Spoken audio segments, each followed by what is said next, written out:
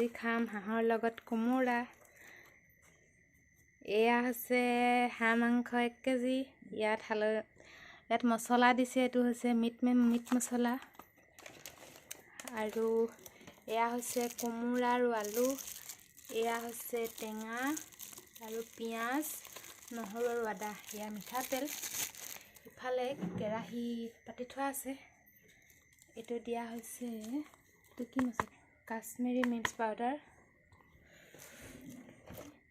গৰম মছলা।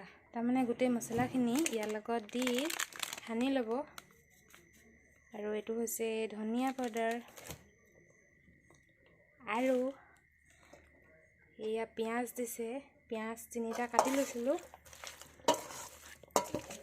এতিয়া এইখিনি গোটেইখিনি ভালকৈ সানি লৈছে। মই বনোৱা নাই আৰু, মানে মই কেমেৰাটো ধৰিহে আছোঁ।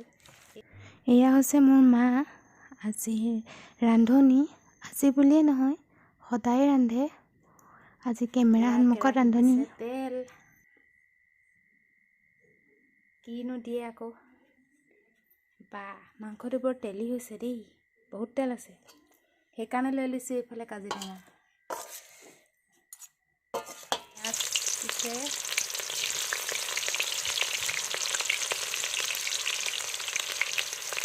তেজপাত আৰু গোটেইখিনি ভালকৈ লৰাই দিছে।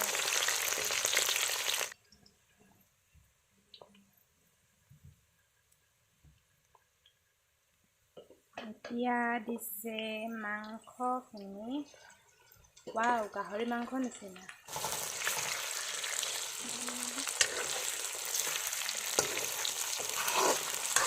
আৰু গোটেইখিনি ভালকৈ লৰাই দিছে।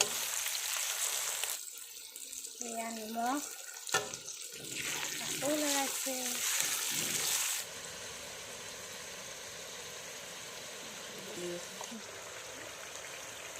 এতিয়া মাংসটো অকণমান সিজাৰ লগে লগে কোমোৰা আৰু আলুখিনি দি দিছে।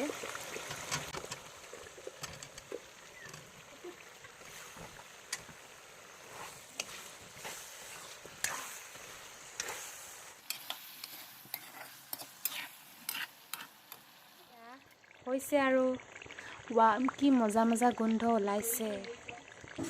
হ'বই আৰু এতিয়া দেই।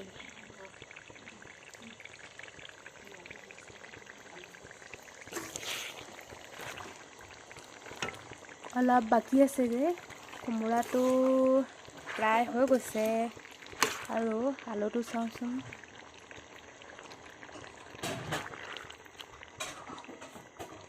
আলুটো অকণ বাকী আছে, হ'বই আৰু, বেছি সময় নাই। বেছি শুকাই গৈছে কাৰণে অলপ গৰম পানী দি দিছোঁ।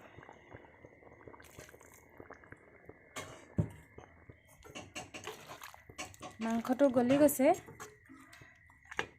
আপোনালোকক দেখুওৱা নহ'ল বাৰু, ইয়াত কাজি টেঙা দিয়া হৈ গ'ল, নহ'লে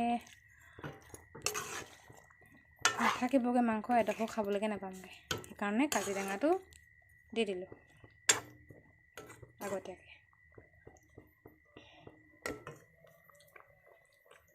এতিয়া হৈ থাকক, একেবাৰে আৰু আপোনালোকক হ'লেহে দেখুৱাম আৰু দেই। এয়া প্ৰায় হওঁ।